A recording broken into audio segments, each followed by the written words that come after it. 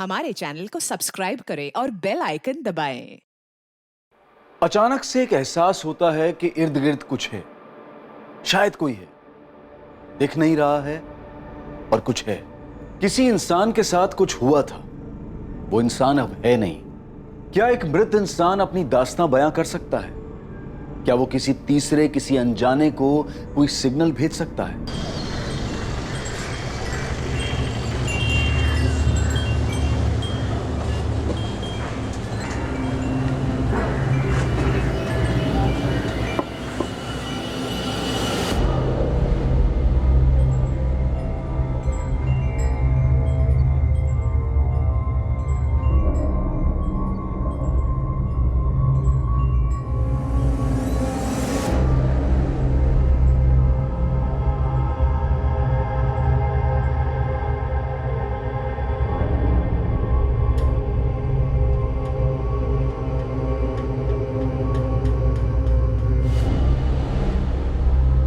विद्या, तुलसी के लिए इतना बड़ा स्ट्रक्चर बालकनी में कौन बनवाता है? क्या मुकुंद, तुम हर दिन एक ही बात पकड़ के बैठ जाते हो यार। यार देखो तो सही, कितना अजीब लगता है ये। क्या अजीब? एक तुलसी तो है वहाँ। तुलसी थी जो कि पता नहीं कितने टाइम पहले सूख चुकी है, और एक छोटे से पौधे के लिए इतना बड़ा स्ट्रक्चर। हाँ तो बनवाया होगा। मुकुंद देखो, हम यहाँ रेंट पर रहते हैं तो इतना एडजस्ट तो करना ही पड़ेगा ना।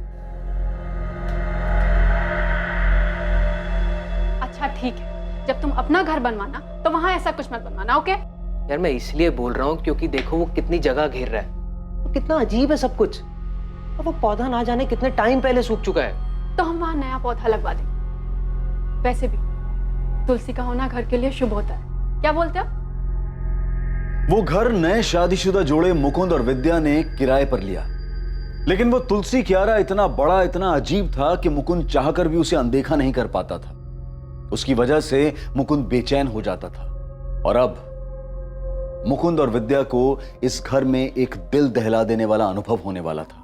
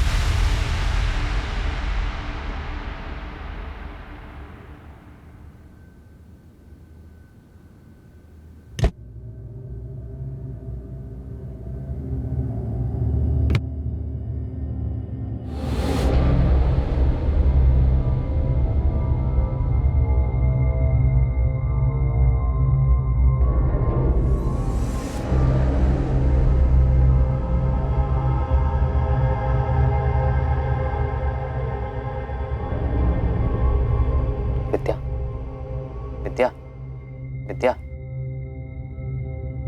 क्या हुआ मुकुंद? यार वो तुलसी क्यारा। यार तुम्हें नींद में भी वही दिखाई देता है क्या? ये कोई वक्त है इस बारे में बात करने का? नहीं यार, मतलब कितना अजीब लगता है वो। अरे अजीब तुम लग रहे हो, रात को भी वही बात लेके बैठ गए। तुम्हें और कोई थॉट नहीं आ रहा है क्या आजकल? नहीं यार, कुछ अटपटा सा है। सो जाओ मुकुंद। विद्या मेरी बात तो सुनो यार, प्लीज। सुबह मैंने माली को बुलाया, वो आके दूसरा पौधा लगा देगा। अभी प्लीज सो जाओ, मुझे भी सोने दो।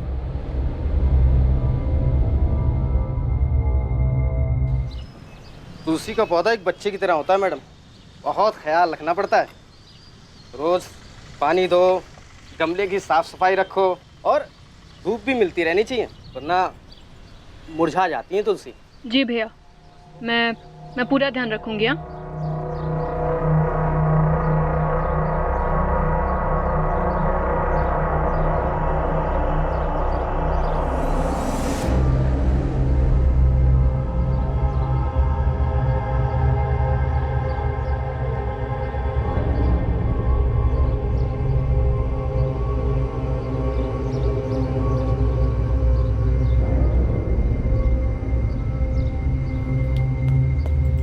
लीजिए मैडम, हो गया।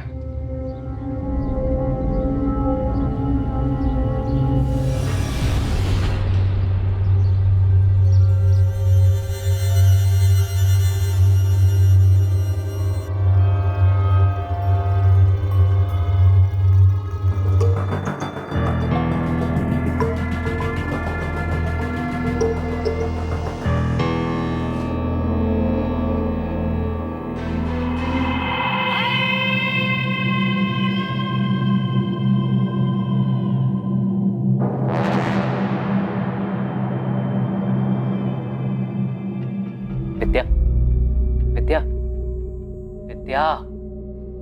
अरे यार अब क्या है मुकुंद, प्लीज फिर से शुरू मत हो जाना तुम। यार उस तुलसी क्यारे को देखकर लगता है जैसे किसी ने अपना सामान लाकर हमारे घर में रख दिया हो। यार इतना बड़ा क्यों बनवाया है वो? मुझे क्या पता मुकुंद। तुम्हें नहीं लगता कि कुछ अजीब है? इतना बड़ा कौन बनवाता है? तुम एक काम क्यों नहीं करते, कल रमन भाई से बात करो, देखो वो क्या बोलते हैं।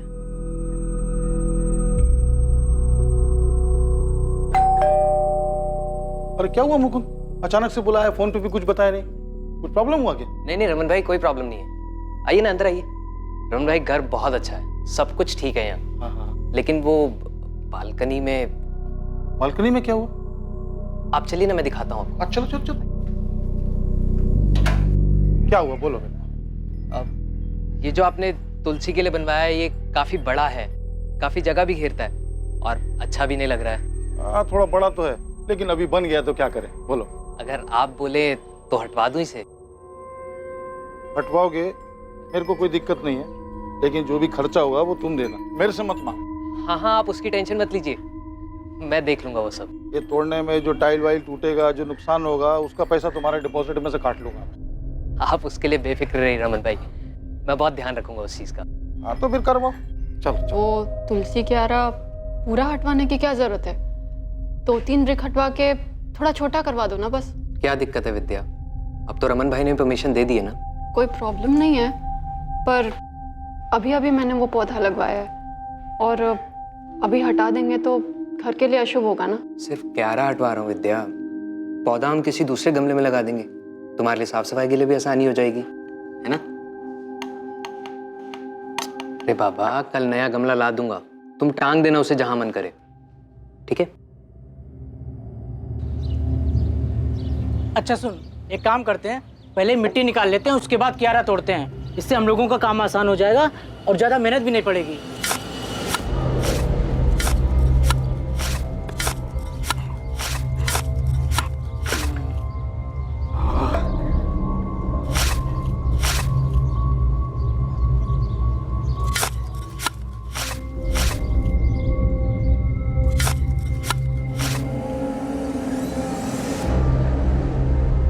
अबे ये क्या है? कपड़ा जैसा कुछ है क्या है यार? चल खींच, खींच, राजू खींच। भैया, भाभी। अरे क्या हो गया, क्यों चिल्ला रहे हो? भैया देखो उसमें है क्या अंदर, देखो भाभी देखो।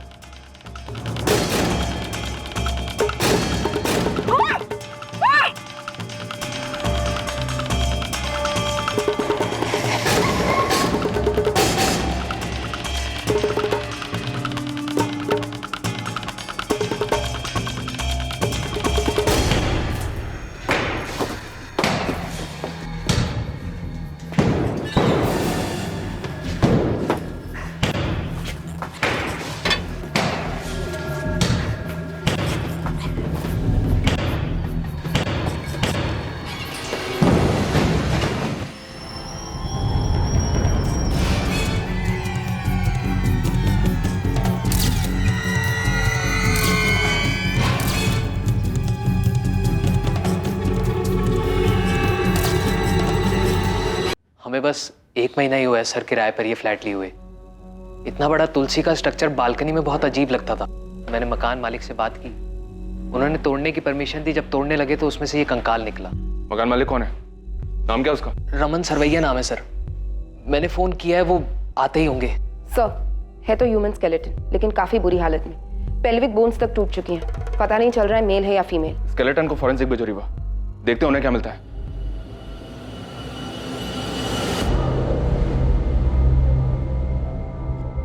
ये कहां से लाए तुम लोग? कहां से लाए क्या मतलब? अरे हम कहां से लाएंगे? आपका घर है, आप जानो कहां से आया। मन रहते तो तुम होने, और तुमने जिद किया था वो तुलसी क्यारा तोड़ने के लिए। उससे पहले तो कुछ नहीं निकला यहाँ पे। कैसी बात कर रहे हो रमन भाई? 1 महीना हुआ मैं यहाँ पे आए हुए, और तुलसी क्यारा के अंदर से निकला है ना वो, तो आपको नहीं पता होगा कहां से है वो? पता तो आप ही को होना चाहिए। किसका कंकाल है? मैडम घर मेरा है, मैं रहता नहीं हूँ यहाँ पे, हमेशा से किराए पे ही है। और अब तो किराए पे भी कोई नहीं लेगा, सब डर जाएंगे। कितना नुकसान हो गया मेरा। रमन जी, आपको इस बात का जरा सा भी अंदाजा है कि क्या हुआ यहाँ पे? हाँ, समझ रहे हैं आप इसका मतलब? आपके घर से मानव कंकाल मिला है। किराए की बात तो बहुत दूर रही, हम आपके इस घर को सील करने जा रहे हैं। और चुपचाप हमें यह बताइए, ये कंकाल किसका है और किसने दफनाया इसे यहाँ पे? रमन जी बोलिए, कहां से आया कंकाल? मुझे नहीं मालूम, 10 साल से किराए पे ही है। तो क्या 10 साल पहले दफनाया था इसको? हाँ, पता नहीं। तो फिर ये यहाँ आया कहाँ से? किसने दफनाया? तुलसी क्यारा आप ही ने बनवाया है ना, उसी में से निकला है। नहीं, हाँ, वो हितेश और धर्मेश ने बनवाया तुलसी क्यारा। हितेश, थोड़ा बारीक बारीक काटना। हाँ, नहीं तो गरारे नहीं बनेंगे। देखना किसका फोन है। हेलो। तो धर्मेश मैम वो भी बात नहीं कर सकते, वो थोड़ा बिजी हैं। अच्छा, वैसे तुम्हें पता चला कि नहीं, धर्मेश की शादी फिक्स हो गई है। कौन है? आरती। मरवा के मानेगा यार। अच्छा ये लो, धर्मेश से बात करो। देखो कितना शर्मा रहा है, लड़की की फोटो भी नहीं दिखा रहा मेरे को। ये लो बात करो उससे, पूछना इससे कौन है। तू भजिया तन। क्या आरती, तुम भी मजाक कर रहा है हितेश? दोनों मामा भांजा थे, लेकिन रहते एकदम दोस्त जैसे थे। करते क्या थे? वो कोई कंसल्टेंसी कंपनी में काम करते थे। ये तुलसी क्यारा किसने बनवाया था, मामा ने या भांजे ने? हितेश, मुझसे हितेश ने बोला था, भांजे ने। रमन भाई रेंट। हाँ। अच्छा वो रमन भाई, एक रिक्वेस्ट है। बोलो बोलो। हम लोग क्या सोच रहे थे कि वो बालकनी में एक तुलसी क्यारा बना लेते हैं। तुलसी क्यारा? जी। हाँ, एक छोटा गमला ले आओ ने, तुम्हारा काम भी हो जाएगा और सस्ते में हो जाएगा। बोलो। नहीं, वो गमला तो बहुत छोटा हो जाएगा ना, तो 2-3 महीने में सूख जाता है। तो फिर हम सोच रहे थे कि थोड़ा बड़ा बना लेते हैं। हाँ, तो कितना बड़ा? आइए आपको मैं दिखाता हूँ।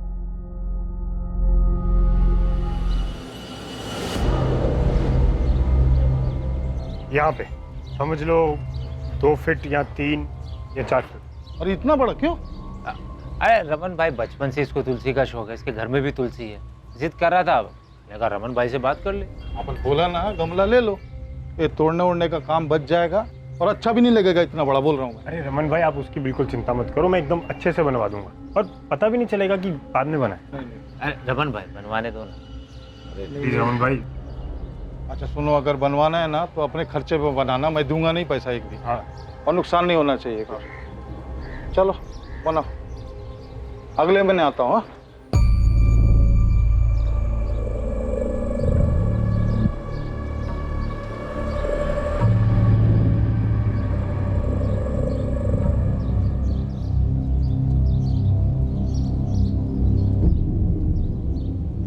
धर्मेश, कुछ गड़बड़ तो नहीं लग रहा ना? एकदम परफेक्ट, इससे काम हो जाना चाहिए। पक्का? मतलब ऐसा तो नहीं लगेगा ना ये बालकनी के साथ नहीं बनाया था? नहीं, सही हो गया। फिर भी एक बार चारों ओर से देख के बताओ ना, मतलब पक्का कुछ पता नहीं चल रहा है ना? देख, तो तू नहीं बताएगा ना, किसी को पता नहीं चलेगा। अब कहाँ हैं दोनों मामा भांजे? पता नहीं मैडम, बाद में पता चला कि दोनों गायब हैं। मतलब मिसिंग?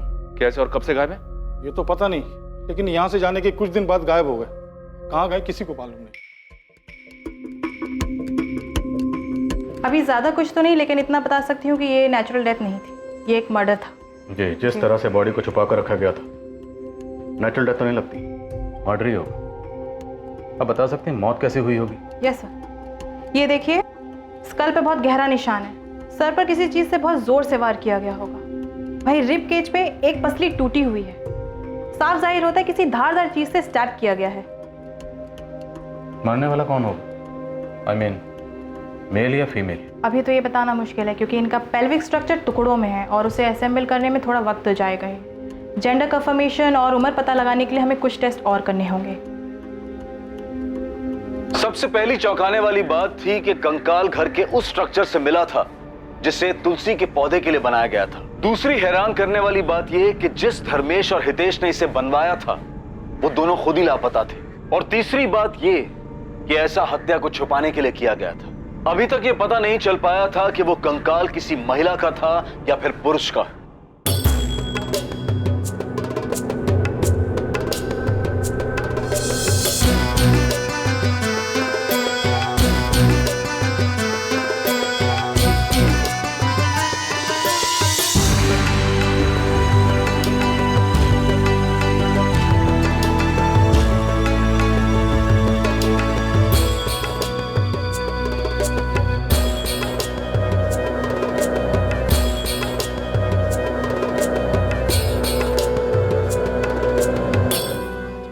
घर खाली कब किया उन दोनों ने? सर अक्टूबर 2017 में। अगस्त 2017 में उन लोगों ने बोला था कि 2 महीने में शिफ्ट कर जाएंगे और फिर अक्टूबर में खाली कर दिया मकान। हितेश ये धर्मेश के यहाँ से वो ऑफिस गया है ना। अच्छा रमन भाई, मैं क्या बोल रहा था कि जो हमारा एग्रीमेंट है ना वो अक्टूबर में ख़त्म हो रहा है। हाँ क्यों? नहीं बस वो हम लोग शिफ्ट करने की सोच रहे थे। क्या अचानक से कोई प्रॉब्लम है? नहीं नहीं ऐसा कुछ नहीं है, बस हम लोग थोड़ा बड़ा घर देख रहे हैं अभी। सर अक्टूबर 2017 में जब एग्रीमेंट खत्म हुआ तो उन लोगों ने मकान खाली कर दिया। धर्मेश आया था चाबी देने के लिए। अरे धर्मेश, नमस्ते। नमस्ते, आओ अंदर आओ। अरे धर्मेश इतनी सुबह सुबह? वो रमन भाई फ्लैट की चाबी देनी। हाँ लेकिन तुम लोग तो शाम को जाने वाले थे ना। हाँ बस अभी सुबह जाने का प्लान हुआ, सोचा जाना तो है ही, पूरा दिन आराम करने से अच्छा है अभी निकल लेते हैं। हाँ अभी आ गए हो तो चाय वाय कुछ पियोगे? नहीं रमन भाई, वो हितेश सामान की गाड़ी के साथ वेट कर रहा है। जा कहाँ रहे?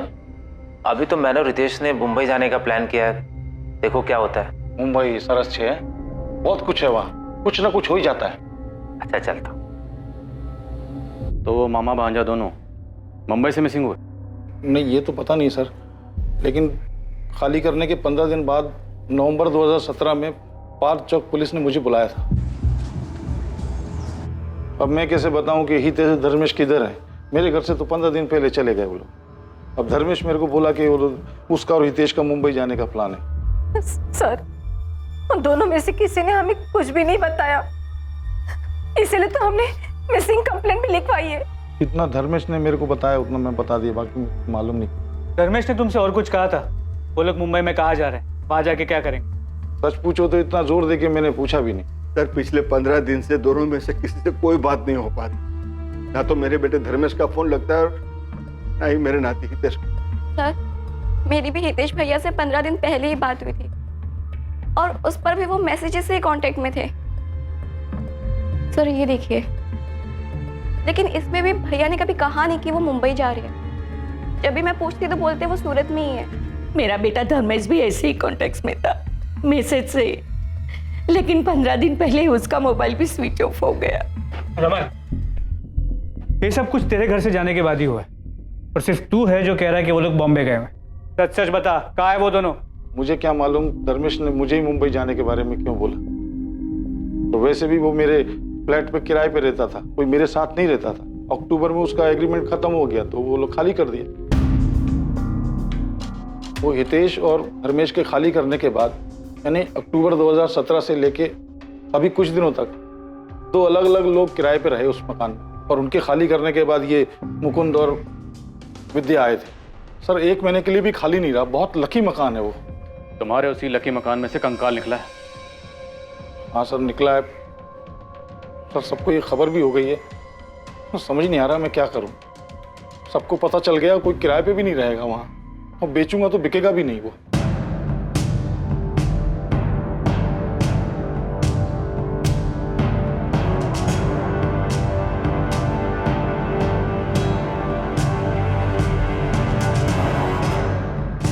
प्रॉपर्टी के दाम बढ़ने के साथ ही किराए पर रहने का चलन भी बहुत बढ़ा है। लेकिन क्या आप नए घर में जाने के पहले उस घर की बारीकी से जांच और पड़ताल करते हैं कि वहां पहले कोई अपराध या क्राइम तो नहीं हुआ? पूरा सूरत हैरान है कि ये कंकाल हमेशा से इस घर के अंदर एक तुलसी क्यारा में दबा हुआ उन दोनों किराएदारों की आंखों के सामने ही था, लेकिन उन्हें इस बात का बिल्कुल भी अंदाजा नहीं लग पाया था। तुलसी क्यारा यहाँ रहने वाले 2 पुराने किराएदारों ने बनवाया था, जो कि खुद भी अभी लापता है। पुलिस को इस मामले में अभी तक कोई भी सफलता हासिल नहीं हुई है और वो मामले की जांच में जुटी। रौनक, तुम्हें वो तुलसी क्यारा याद है ना? कैसे भूल सकता हूँ भाभी? यार मैं सोच रहा हूँ कहीं और काम देख लो यार।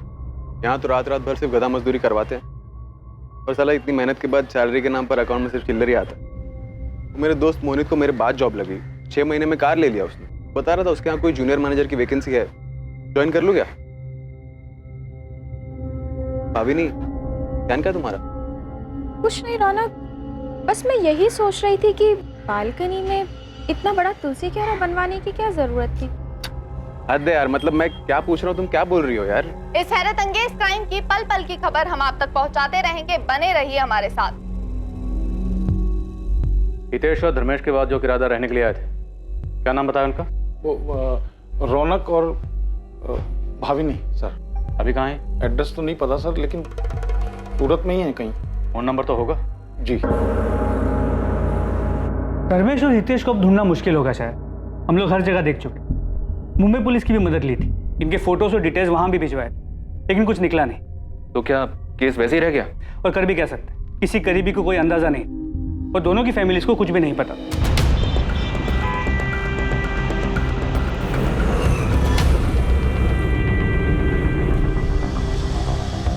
अच्छे लड़के थे दोनों, पता ही नहीं चलता था कि दोनों मामा भांजे थे। उम्र में कुछ ज्यादा फर्क नहीं था, पर दोनों का स्वभाव बहुत ही अच्छा था। कोई गर्लफ्रेंड थी उनकी? ये तो नहीं पता कि वो कौन थी, पर एक लड़की थी जरूर जो कभी कभी आती थी। क्या नाम था? अब नाम तो नहीं जानती, लेकिन वो धर्मेश के साथ दिखती थी कभी कभी।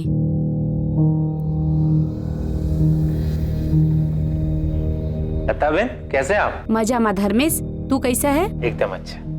चलो मिलते हैं बाद में। और हाँ, कभी कभी हितेश भी होता था उसके साथ। तो होता ही नहीं है। क्या हो गया लता बहन? आपकी तबीयत कुछ ठीक नहीं लग रही। और डॉक्टर के पास जा रही हूँ बेटा, थोड़ी तबीयत खराब है। दोनों के साथ रहती थी? गर्लफ्रेंड थी या कुछ और? अब मुझे क्या मालूम मैडम, जो देखा था वो बता दिया। एक लड़की 2 बंदों के साथ आती जाती थी, वो भी किसी भी टाइम पर। सोसाइटी वालों ने कभी ऑब्जेक्ट नहीं किया? और अमन भाई को इस बारे में पता था? ऑब्जेक्शन जैसी बात तो कोई सामने नहीं आई, पर हाँ, वो कुसुम है ना 3rd फ्लोर वाली, उसने एक बार बताया था कि वो हितेश की बहन है, तो मुझे कुछ पूछना ठीक नहीं लगा। गलती तो आपसे भी हुई, आपको सब अच्छे से चेक करना चाहिए था ना। अरे मैं क्या चेक करता श्वेता? मेरे को क्या मालूम घर के अंदर क्या चल रहा है, क्या नहीं चल रहा है? मेरे को क्या मालूम? मैं क्या दीवार फोड़ के जमीन खोद के देखता कि किधर लाश दबी, किधर क्या दबा है? वो जो भी था, अब सब यही बोल रहे कि रमन भाई के घर से कंकाल मिला। अब तो बोलने तो अभी क्या कर सकते हैं? तो क्या मालूम था तो वो लोग इतना सब कुछ कर देंगे और फिर गायब हो जाएंगे। पहले दिन से मेरे को शक करना चाहिए। जब वो हितेश बोला था ना इतना बड़ा तुलसी क्यारा बनाने के लिए, मना कर देना चाहिए। सब पहले से प्लान किया था उन लोगों ने। जब तक तू नहीं बताएगा ना, किसी को पता नहीं चलेगा। धर्मेश और हितेश के ऑफिस गए थे आप लोग, वहां से कुछ पता चला क्या? जी, हम लोग दोनों के ऑफिस गए थे पता करने। ये धर्मेश एक कंसल्टेंसी फर्म में काम करता था। वहां उसके कलीग से बात करने के बाद मुझे लगा कि कुछ तो अटपटा है। जी हाँ, धर्मेश हमारे ही ऑफिस में काम करता था। अब काम में भी ठीक ठाक ही था, लेकिन एक दिन अचानक बोला कि वो ऑफिस छोड़ के जा रहा है। कब की बात है? जी शायद अगस्त 2017 की। ये क्या है? मेरा रेजिग्नेशन लेटर सर, मैं कल से नहीं आ पाऊँ। क्या कल से? अरे भाई अचानक ऐसा क्या हो गया कि तुम रेजिग्नेशन लेटर दे रहे हो? सर मैं सारी लाइफ ये नहीं करना चाहता। अच्छा, ताजमहल बनाना चाहते हो क्या? अरे भाई ऑफिस में एडवांस में कुछ नोटिस देने का होता है कि नहीं? मैं यहाँ एक भी दिन नहीं रह पाऊंगा सर, कुछ करना चाहता हूँ। और नोटिस ना देने के लिए सर जो भी चार्जेज हैं वो मेरी सैलरी में से काट लें। मैं कंटिन्यू नहीं कर पाऊंगा सर। रिजाइन करने के कुछ दिन पहले से ही बड़ा अजीब सा बिहेव कर रहा था। अजीब सा बिहेव कर रहा? क्या मतलब? उखड़ा उखड़ा सा रहता था, जैसे कोई परेशानी हो। ऐसा लगता था कि वो अपने काम से पूरी तरह ऊब चुका है। अब शुरुआत में मुझे लगा कि उसकी कोई पर्सनल प्रॉब्लम होगी, इसलिए मैंने कुछ कहा नहीं, लेकिन पूरा महीना लगभग वो ऐसे ही डिस्टर्ब था। अब उसके इस बर्ताव का असर उसके काम पे पड़ रहा था, इसलिए मैंने उसे डांटा भी। अपनी इस परेशानी की कोई वजह बताई थी उसने? जी नहीं, ऐसी तो कोई वजह नहीं बताई उसने कि जिससे यकीन हो सके कि वो उसी वजह से महीने भर परेशान था। अब जब मैं उससे कुछ भी पूछता था तो सीधा सीधा तबीयत ठीक ना होने का बहाना कर देता था। जब उसने जॉब छोड़ा या कभी बीच में उसने मुंबई जाने की कोई बात की थी? जी मुझसे तो ऐसी कोई बात नहीं की। हाँ, लेकिन हमारे एक लड़का काम करता है तेजस, जो उसका दोस्त भी है, वो हो सकता है शायद उसे कुछ पता। बुलाइए उसे। जी वो तो आज छुट्टी पे है। मुझे तेजस का नंबर और एड्रेस चाहिए। इन सभी बातों को देखने के बाद लगा कि सब कुछ सोच समझ के तय किया गया था। अगस्त 2017 में धर्मेश ने अपनी जॉब छोड़ी। उसी के आसपास हितेश ने रमन को बताया कि वो लोग 2 महीने बाद उसका फ्लैट खाली कर देंगे, और अक्टूबर 2017 में उन्होंने उसका फ्लैट खाली किया। तो दोनों एक साथ छू मंतर हो गए। हमने उन्हें हर जगह ढूंढा, लेकिन सिर्फ उस किराए के फ्लैट में नहीं गए। कोई मतलब ही नहीं था वहां जाकर, किराएदार बदल चुके थे। हमारे लिए सिर्फ वो अब एक मिसिंग कंप्लेंट था, किसी बड़े क्राइम की भनक तक नहीं लगी। और कोई सोच भी कैसे सकता है कि घर के अंदर बने तुलसी के आरा के अंदर कोई लाश दबा के रख सकता है? शायद ये सब कुछ पहले से फिक्स था, इसीलिए वो तुलसी स्ट्रक्चर बनवाया गया और उसके अंदर लाश डाली गई। फिर कुछ दिन रोक कर देखा, और जब यकीन हो गया कि सब कुछ ठीक है तो निकल गए वहां से।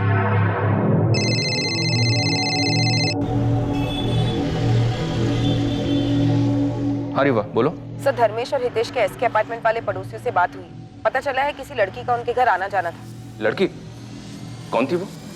नाम एड्रेस कुछ पता चला क्या? नहीं, अब तक नहीं सर। ठीक है, पता करो। किसी लड़की के बारे में पता चला था आप लोगों को जो उनके घर आती जाती हो? हाँ, इन्वेस्टिगेशन के दौरान एक आरती चावड़ा का नाम सामने आया था। धर्मेश के दोस्त तेजस ने भी उसके बारे में बताया।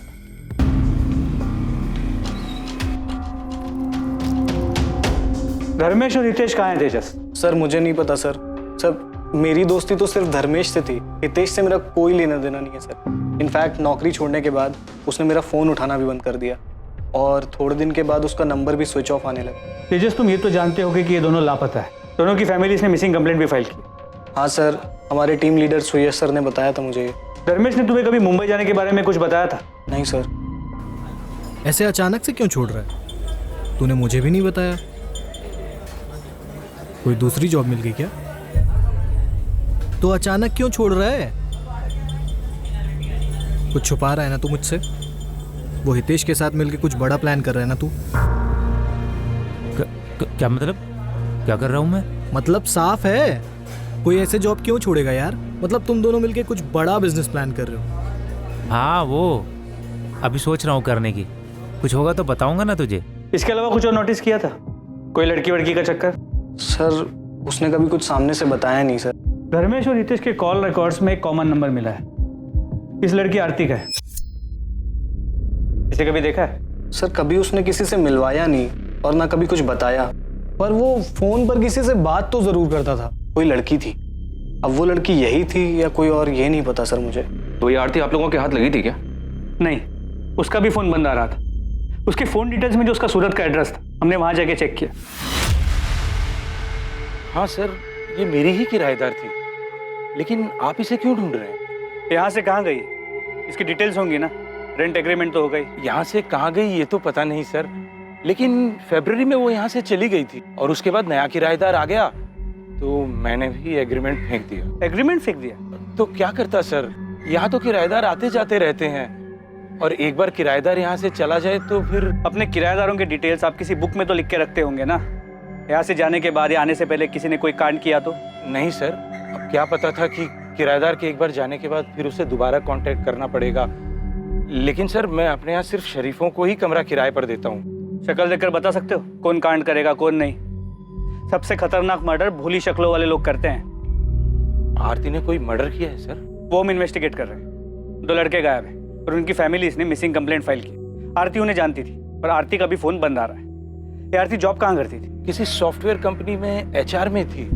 उसके बाद भी हमने आरती को ट्रैक करने की कोशिश की। फिर हमें लगा कि शायद उनके रिलेशन के बारे में उनकी फैमिलीज को पता नहीं था। शायद धर्मेश आरती को लेकर भाग गया था और हितेश ने उनकी मदद की, लेकिन आगे की इन्वेस्टिगेशन में ऐसा कोई लिंक सामने नहीं आया। और ये हितेश जहाँ काम करता था वहां से कुछ पता चला? हितेश एक टूर्स एंड ट्रेवल्स की कंपनी में काम करता था। हितेश वो तो गजब का धोखेबाज निकला सर। अगस्त 2017 को सैलरी निकाला मेरे पास और उसके बाद तो उसने दर्शन ही नहीं दिया। कितना फोन किया मैंने पर लड़का बात करने तक को राजी नहीं। उसके बाद कभी उससे कांटेक्ट हुआ? बस सर एक मैसेज किया था उसने, जगन भाई मैं काम छोड़ रहा हूँ, दूसरा काम पकड़ लिया है। अब मैं उसको क्या बोलता सर। शिरडी का 2 टूर सर पर था जो इस हितेश के भरोसे बुक किया था मैंने, लेकिन वो साला तो टांग दे गया ना। हितेश की बहन नमिता, माँ सरला, पिता दलपत, धर्मेश के पेरेंट्स कोकिला और हसमुख, उन दोनों की खोज खबर लेने के लिए महीनों तक फोन करते रहे। शुरू में तो वो हर हफ्ते पुलिस स्टेशन आते थे, फिर वक्त भी था तो आना बंद किया, पर पूरे 1 साल तक वो लोग फोन करते रहे। और शायद वो लोग भी ये बात समझ गए, इसलिए अक्टूबर 2018 के बाद उन्होंने कभी फोन नहीं किया। इतनी इन्वेस्टिगेशन की आप लोगों ने, कहीं किसी मोड़ पर आपको ऐसा लगा क्या कि ये दोनों किसी गलत काम में थे? सुनील, ऑफ द रिकॉर्ड कहूँ तो एक पल के लिए लगा था कि इन लोगों ने ऐसा ही कोई क्राइम किया है और इसीलिए भाग रहे हैं, लेकिन ये प्रूव करने के लिए हमारे पास कोई भी सुराग नहीं था और फिर हम दूसरे केसेस में बिजी हो गए। लेकिन हमें कभी भी ऐसा नहीं लगा था कि इन्होंने उस किराए के फ्लैट में इतना बड़ा कांड करके लाश को दफन किया हो। यस, अगर वो कंकाल सामने नहीं आता तो किसी के लिए भी इस बात का अंदाजा लगाना बहुत मुश्किल था।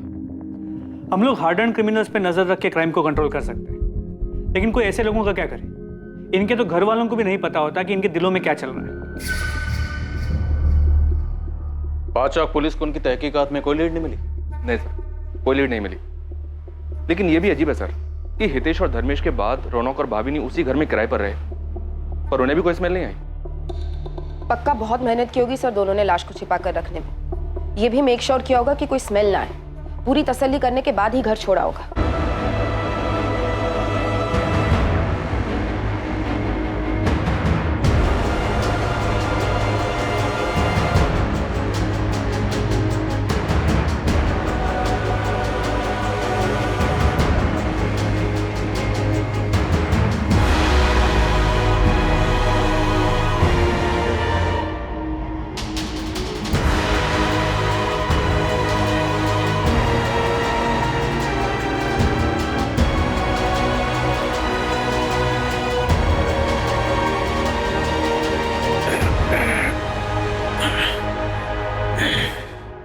धर्मेश, ऐसे तो कुछ नहीं होगा, हमें ध्यान देना होगा कहीं कोई बदबू ना आए। हाँ हितेश, हमें समय समय पे चेक करना होगा। अगर पड़ोसियों को बदबू आ गई ना, हम फंस जाएंगे। ये आरती भी हमारे लिए पहेली बनी हुई है। रुपेश, कहीं वो कंकाल आरती का तो नहीं?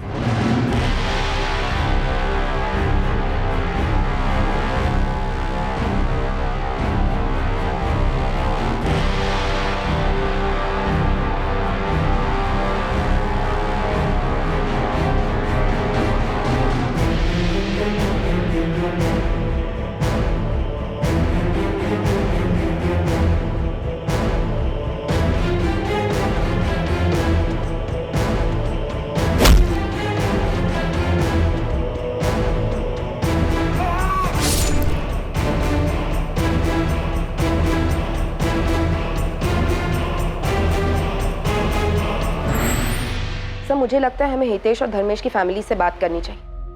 पुलिस से अचानक कांटेक्ट बंद हो गया उनका। कहीं ऐसा तो नहीं कि उनके बेटों ने उन्हें कांटेक्ट कर लिया हो? ठीक है, वो आप अकेले निकलो, बिना बताए उनके घर पहुंचो, देखते हैं क्या हाथ लगता है। सर एक बार ये रौनक और भावनी से भी बात करें क्या? अक्टूबर 2017 से मई 2019 तक तकरीबन 2 साल ये दोनों उसी घर में रहे। उनके बाद मुकुंद और विद्या आए जून में। रौनक और भावनी से पूछते हैं सर, क्या उन्हें कभी कोई स्मेल नहीं आई? बुलाओ उन दोनों को भी, उनके पास भी कोई ना कोई कहानी तो होगी सुनाने के लिए। इस हत्याकांड में शक की सुई अब हितेश और धर्मेश पर थी और अभी तक पुलिस को इसका भी कोई अंदाजा नहीं था कि मरने वाले की पहचान क्या थी। वो सिर्फ अंदाजा लगा रहे थे कि विक्टिम शायद आरती थी, जिसे दोनों ही सस्पेक्ट जानते थे। लेकिन उसकी हत्या क्यों हुई थी, इसकी भी अभी तक कोई वजह सामने नहीं आ पाई थी। क्या वाकई में पुलिस का यह अंदाजा सही था? क्या सच में ऐसा ही हुआ था, या कहानी में कोई तीसरा एंगल भी था जिसमें न मारने वाले का पता था और न मरने वाले का?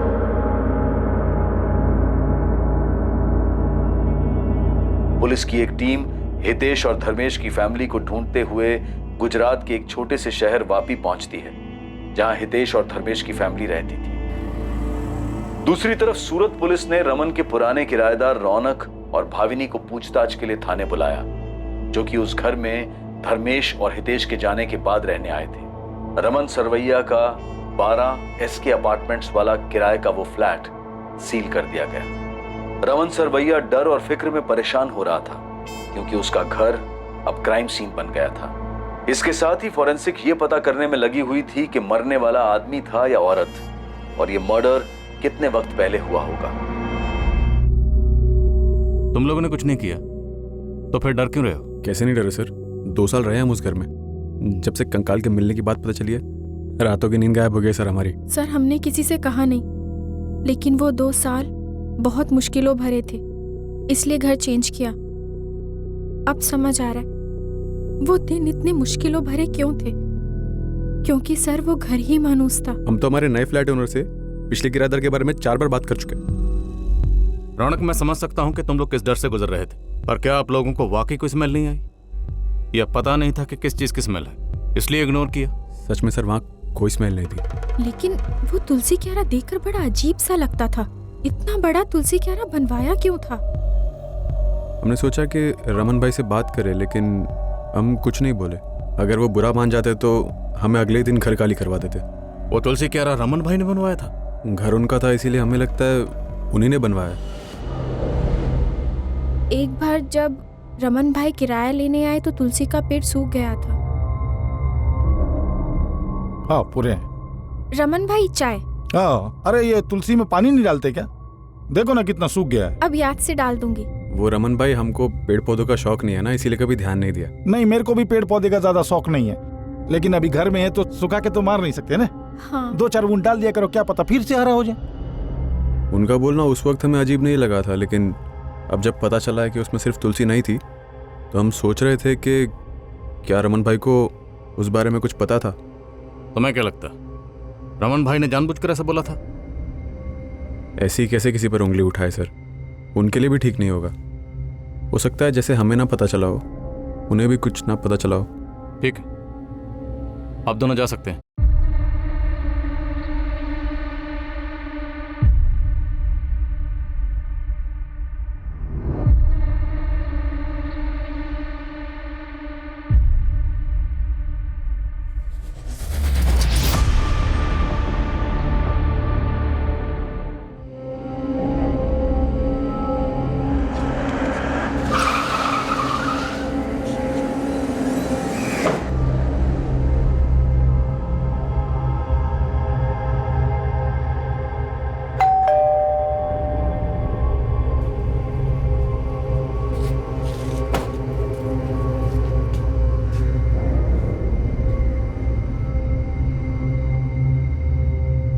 वो दोनों जिस घर में रहते थे वहां से कंकाल मिला है हमें। उस घर में तुलसी क्यारा, धर्मेश और हितेश नहीं बनवाया था। कंकाल मतलब हड़पिंजर? हाँ, लाश छिपाई है उन्होंने, जो कंकाल बनकर अब सामने आई है। हमें शक है कि दोनों ने मिलकर मर्डर किया है, इसीलिए 2 सालों से फरार हैं। क्या बोल रही है मैडम आप? एक तो आप उन दोनों का पता नहीं लगा पा रही है, और ऊपर से इस तरह का बेकार इल्जाम लगा रही है उन पर। देखो, बेवजह नाम मत घसीटो दोनों का। कोई सबूत है या बस ऐसे ही तुम्हारे वादों की तरह तुम्हारे दावे भी खोखले, हवा हवाई? इसलिए तो आए हम लोग यहाँ पे। बस एक बार वो दोनों हाथ लग जाएं, वो खुद आप लोगों को बता देंगे। फिलहाल आप लोग हमें बताइए कि वो दोनों कहाँ हैं। हम कैसे बताएं मैम? जाके अपनी पुलिस से पूछिए ना। हमने तो मिसिंग कंप्लेंट दर्ज करवाई थी दोनों की, तब तो आपको कुछ नहीं मिला था। साथ मत दीजिए उनका। मर्डर हुआ है यहाँ प्लान तरीके से। मान लीजिए हमारे बच्चों ने ऐसा कुछ किया हो जो कि हो नहीं सकता।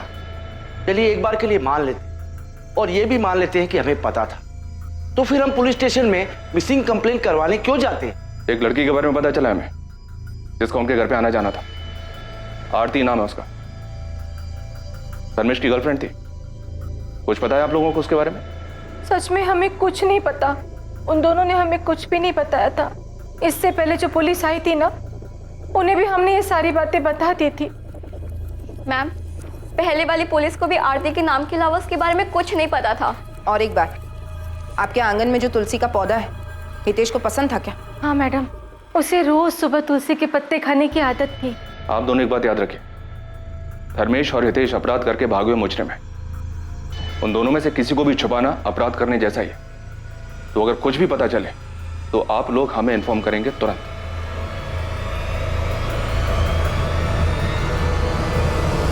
डॉक्टर, कोई नई इन्फॉर्मेशन? जी बिल्कुल, मैं आपको बता सकती हूँ कि मरने वाला कोई मेल था और उसकी उम्र तकरीबन 24 से 30 वर्ष रही होगी। और मौत कितना अर्सा पहले हुई थी? हमने जो बोन टेस्ट किए हैं उससे तो यही पता चलता है कि स्केलेटन 2 से 4 साल पुराना है। सर, अभी तक उस घर में 4 किराएदार रह चुके हैं। पहले धर्मेश और हितेश, और उनके बाद भाविनी और रौनक। पता नहीं किसने किसको मारा है। मुझे नहीं लगता रौनक और भावनी ने किसी को मारा, क्योंकि उनसे बातचीत में ऐसा कुछ सामने नहीं आया। ये तो अजीब ही है सर। अभी तक तो हम इस मामा भांजी की जोड़ी को सस्पेक्ट मान के चल रहे थे कि इन्होंने शायद किसी लड़की को मारा था और शायद वो आरती होगी, लेकिन यहाँ तो मामला ही उल्टा निकला। तो फिर मरा कौन था सर? नहीं, जो भी हो, इतना तो है कि ये जुर्म तब हुआ जब उस घर में ये मामा मामा दोनों रह रहे थे, वो दोनों गायब है। तो इन दोनों का इस जुर्म से कोई ना कोई ताल्लुक तो है। जी सर, मुझे भी ऐसा ही लगता है। वो तुलसी क्यारा भी उन दोनों की करामात थी, और उन दोनों के वापी वाले घर में भी हमने तुलसी क्यारा देखा। इस बात के चांसेस ज्यादा हैं कि इन दोनों ने किसी तीसरे को मारा, जो कि मेल था। या ये भी हो सकता है कि मामा भांजा की आपस में किसी बात को लेकर खटास रही हो और हितेश ने धर्मेश को मार डाला, क्योंकि रमन को वो तुलसी क्यारा बनाने के लिए हितेश ने अप्रोच किया था।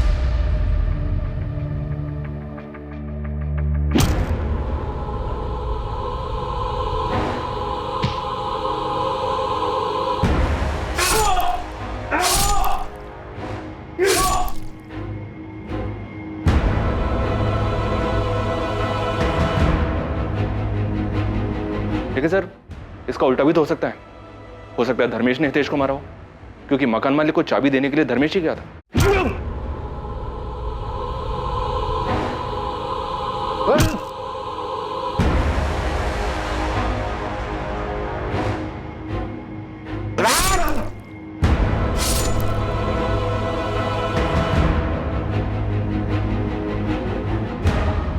दोनों ना से ही कोई एक तो पकड़ में आए जो हमें सच बता सके कि असल में वहां हुआ क्या था। या फिर हमें ये आरती मिल जाए।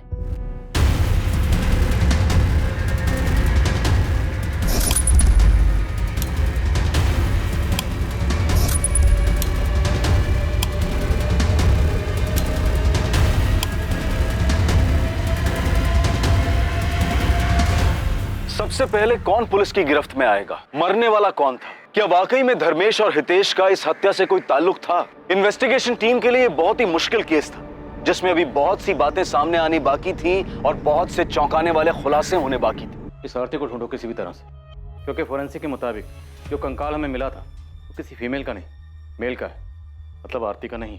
उन दोनों की तरह ये भी हमारे साथ लुका छुपी का खेल खेल रही है। हो सकता है इन तीनों ने मिलकर किसी और को मार दिया। किसी को बदबू नहीं आनी चाहिए। अभी हम तीनों की जिम्मेदारी है। इसके लिए हमारे चेहरे पे शिकन नहीं होनी चाहिए, एकदम नॉर्मल मुस्कुराते हुए। ठीक है आरती? और उस अनजान आदमी को मारने के बाद तीनों को लगा होगा कि फरार होने उनके पास एक आखिरी रास्ता बचा। इसके चांसेस बहुत ज़्यादा हैं। मुझे लगता है हमें सबसे एक बार फिर से बात करनी चाहिए। हो सकता है किसी के जहन से कोई बात निकल गई हो। सर, ये मकान मालिक रमन हमसे कुछ छुपा रहा है। इसे पक्का कुछ पता है, हमें इससे बात करनी चाहिए। शायद इसको पता था कि तुलसी के पौधे के नीचे एक लाश छुपाई गई थी। हो सकता है इसे तुलसी के पौधे में पानी डलवाने की बड़ी चिंता थी। अरे ये तुलसी में पानी नहीं डालती क्या? देखो कितना सूख गया है। और हितेश और धर्मेश के गायब होने का फायदा उठाकर हो सकता है ये शायद अपने को जुर्म छुपा रहा। इन तीनों के ही ज्यादा चांसेस हैं, धर्मेश, हितेश और ये रमन। अब या तो इन तीनों में से किसी एक ने या इन तीनों ने मिलकर ये कांड किया। धर्मेश के कंसल्टेंसी वाले फ्रेंड तेजस को बुलाओ। मुझे लगता है उससे बात करके हमें कुछ सुराग जरूर मिलेगा। और धर्मेश और हितेश दोनों की फैमिली से कांटेक्ट करो। दोनों के माँ बाप को कहो कि उन्हें वापिस से यहाँ सूरत आना होगा डीएनए सैंपल्स के लिए। अगर कोई ज़्यादा नाटक करें तो बता देना। कंकाल मिला है जो किसी का भी हो सकता है। जी सर। और इस रमन को भी बुला लें? बुला लो। हो सकता है सबसे बड़ा झूठा यही क्राइम सीन वाले मकान का मालिक है। हो सकता है तुलसी के पौधे के लिए इतना बड़ा जो स्ट्रक्चर बनाया उसके पीछे इसी का दिमाग। तुलसी के पौधे के ढांचे में दबे हुए कंकाल का यह अजीबोगरीब मामला अपने अंजाम तक पहुंचने से काफी दूर था। पुलिस के पास आगे कोई रास्ता नहीं था, इसलिए उन्होंने नए सिरे से तहकीकात को आगे बढ़ाने का फैसला किया और इस बार भाग्य उनका साथ देने वाला था। उनकी पूछताछ उन्हें घटनाओं के सबसे चौंका देने वाले मोड़ पर ले जाने वाली थी। अरे कोकिला, देखो तो किसका फोन है? नाम नहीं है, किसी लैंडलाइन से है। हेलो, राणा पुलिस स्टेशन से एएसआई रीवा सेठ बोल रही। हाँ मैडम, धर्मेश और हितेश मिल गए क्या? नहीं, लेकिन इतना कंफर्म हुआ है कि जो कंकाल मिला है वो किसी आदमी का है। क्या हुआ? क्या बोल रहे? हेलो? हाँ मैडम, उनकी कोई खबर आई क्या? नहीं हसमुख जी, लेकिन उनके किराए वाले मकान से जो कंकाल मिला था, इतना कंफर्म हो गया है कि वो कंकाल किसी आदमी का है। उस कंकाल के आइडेंटिफिकेशन के लिए हमें डीएनए टेस्ट करवाना पड़ेगा, जिसके लिए आपका और कोकिला जी का डीएनए सैंपल चाहिए। अरे पर हम क्यों सैंपल देंगे? हमारा क्या लेना देना है डीएनए से? देखो वो आदमी कौन है क्या है हमें क्या पता। देखिए हसमुख जी, अभी तक हमें भी नहीं पता चला है कि किसका मर्डर हुआ है, लेकिन पूरी संभावना है कि हितेश या धर्मेश दोनों में से एक हो सकता है। संभावना है? मतलब अभी तक तुम लोग संभावनाओं पर ही टिके हुए हो? अभी कुछ दिन पहले तुमने अंदाजा लगाया था कि वो दोनों मर्डरर है, और आज तुम अंदाजा लगा रहे हो कि वो दोनों विक्टिम है। हम ये बात नहीं कह रहे हैं कि वो कंकाल धर्मेश और हितेश के ही हैं, वो किसी और के भी हो सकते हैं, पर ये बात कंफर्म करने के लिए हमें डीएनए टेस्ट करना होगा ताकि शक की कोई गुंजाइश ना रहे। रूटीन प्रोसीजर है। हम सूरत आ जाएंगे। Thank you so much. क्या कह रही थी पुलिस? कुछ पता चला दोनों का?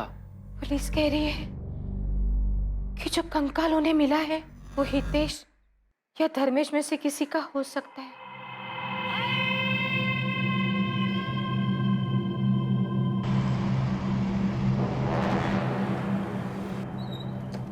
धर्मेश तुम्हारा दोस्त, तो उसने कुछ तो बताया होगा। दिमाग पे थोड़ा जोर डालो।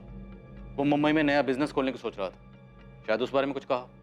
सर धर्मेश ने मुझसे मुंबई जाने के बारे में कोई बात नहीं करी थी, और नया बिजनेस शुरू कर रहा था। क्या हुआ? क्या सोच रहे हो? सर बात थोड़ी पुरानी है, पता नहीं आपके काम की है भी या नहीं। तेजस काम की है या नहीं है ये हम देखेंगे, तुम्हें जो भी पता है बताओ। सर एक बार धर्मेश ने मुझसे कहा था कि वो अपना फोटो स्टूडियो शुरू करना चाहता है। Dharmesh photo studio? हाँ सर, कॉलेज में उसने फोटोग्राफी का कोर्स भी किया था। फोटोग्राफी के बारे में तो हमें किसने कुछ नहीं बताया। सर 4 या 5 साल पुरानी बात है, जब उसने कंसल्टेंसी फर्म ज्वाइन करी थी तब उसने मुझे बताया था। सही है यार, तूने निकाला ये। बताया नहीं यार तूने कभी कि तू इतना बेहतरीन फोटोग्राफर है। इस फर्म में क्या कर रहा है तू? बाहर निकल, बहुत पैसा है फोटोग्राफी में। तुझे क्या लगता है मैंने ट्राई नहीं किया होगा? खुद का स्टूडियो था मेरा, कुछ करना चाहता था, सोचा था, बस जरूरी नहीं ना जो सोचे वो हो जाए। क्यों? ऐसा क्या हुआ? याद मत दिला। उस नरेंद्र को अपना पार्टनर बनाया, दोनों ने मिलकर साथ पैसों का जुगाड़ किया, स्टूडियो खोला, लेटेस्ट इक्विपमेंट डाले, सब अच्छा चल रहा था। फिर पता नहीं किसी ने उसके कान भर दिए, धोखा दिया उसने मुझे। काफ़ी झगड़ा हुआ हम दोनों के बीच में, फिर खटास इतनी बढ़ गई स्टूडियो बंद करना पड़ा। तुम जानते हो इस नरेंद्र को? इसके बारे में और कुछ बताया था? नहीं सर, धर्मेश ने बताया था कि वो उसका कॉलेज का फ्रेंड है। सर धर्मेश ने अपने कंपनी वाले रेज्यूमे में अपने कॉलेज का नाम Shankar Mulchandani college of arts and commerce लिखा है। तेजस, जिस झगड़े का जिक्र धर्मेश ने किया था वो बड़ा झगड़ा था, मतलब मारपीट हुई थी? वो तो पता नहीं, पर इस बारे में बात करते समय बहुत उदास हो गया था वो। ठीक है, हो सकता है इन्फॉर्मेशन हमारे कुछ काम की, लेकिन अगर तुम्हें कुछ भी याद आए तो तुरंत हमें कॉन्टेक्ट करना। Okay sir. उसके कॉलेज में पता करें सर, हो सकता है ये धर्मेश नरेंद्र के बैच का ही हो। हाँ पता करो, अच्छा खासा बिजनेस था, हो सकता है कि नरेंद्र की वजह से हाथ से निकला हो। किसी बहाने से बुलाया नरेंद्र को वहां पर सालों पुरानी भड़ास निकालने के लिए। अब मुमकिन है कि वो स्केल्टन नरेंद्र का। पता करता हूँ सर। जी नरेंद्र नाम का एक स्टूडेंट था हमारा, धर्मेश वगेला की ही क्लास में था वो। 2011 में ही ग्रेजुएट हुए थे दोनों। कोई कांटेक्ट नंबर या और कोई डिटेल है आपके पास? कांटेक्ट नंबर तो नहीं है, लेकिन एड्रेस है उसका। वो देहरादून से ही था। ठीक है, एड्रेस दीजिए।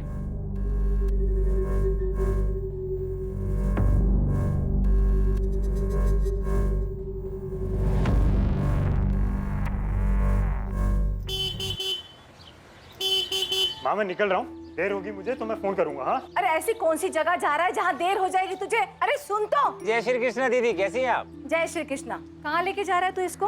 हाँ, और ये बताता क्यों नहीं कहाँ जा रहा है? अरे दीदी उस जगह से आपको बहुत नफरत है, अगर आपको बताएंगे ना तो आप हमें जाने नहीं दोगे। मुझे कौन सी जगह से नफरत है? अरे जल्दी चलो मामू, नहीं तो माँ को सब याद आ जाएगा। तो अरे रुक रुक धर्मेश, अरे माँ को सब याद आ गया। पिक्चर दिखाने के लिए लेके चलो जा रहा है चलो ना? चलो बाय माँ। समझते नहीं है दोनों। हाँ माँ, मन और आदत दोनों ही खराब कर दी थी फिल्में। हाँ, आजकल की फिल्में कुछ अच्छी बातें नहीं दिखाती है। क्या माँ, तुझे तो खुश होना चाहिए मामा भांजे की ऐसी दोस्ती देख के। माँ, पुलिस क्या कह रही है कि धर्मेश और हितेश दोनों ने एक दूसरे को नहीं नहीं सरला, वैसा नहीं कर सकते। पुलिस ने पहले भी गलती की है ना। तुम दोनों धीरज रखो, पुलिस से बात करने दो। चलिए अंदर बुलाते हैं। जी चलो। हमने सुना वो तुलसी कह रहा तुमने बनवाया था। नहीं, आपको किसने बोला? क्यों, एक और मर्डर करने का इरादा है क्या? भावनी ने बताया, उसी भावनी ने जिसे तुम बार बार तुलसी क्यारे में पानी डालने के लिए बोलते थे। बड़ी चिंता थी तुम्हें सूखे हुए तुलसी के पौधे की? नहीं, वो तो तुलसी का पौधा था तो मैंने देखा तो बोल दिया पानी डालो, वरना मेरा कोई और इरादा नहीं था। मैं क्यों बोलता इतने बड़े पहाड़ जैसे तुलसी क्यारे में पानी डालने के लिए। अगर वो तुलसी क्यारा तुम्हें इतने अजीब लग रहा था, पहाड़ जैसा लग रहा था, तो धर्मेश और हितेश के जाने के बाद उसे तोड़वाया क्यों? अरे वो तो मैंने इसलिए नहीं तोड़वाया कि इतना मजदूर लगते, 1000-1500 खर्चा हो जाता है मेरा, तो मैं सोचा कि जो किराए पे आएगा वो अपने आप करा लेगा, उसका सिर दर्द। प्लान अच्छा था, और तुम भूल गए कि तुम्हारा भांडा तो एक न एक दिन फूटना ही था। और ये काम किया विद्या और मुकुंद ने। और वो तुलसी क्यारा तुमने इसलिए नहीं तोड़वाया क्योंकि तुम जानते थे कि उसके अंदर क्या है। तुमने सोचा मौका अच्छा है, अनजान बन के पीछे छुड़ा लेता हूँ। नहीं, मैं कसम खा के बोल रहा हूँ, मेरे को कुछ नहीं मालूम था कि उसके अंदर क्या कोई लाश है कि कंकाल है, मालूम नहीं था। मालूम होता तो मैं क्यों तोड़वाने को बोलता, अपने पैर पे कुल्हाड़ी क्यों मारने को बोलता।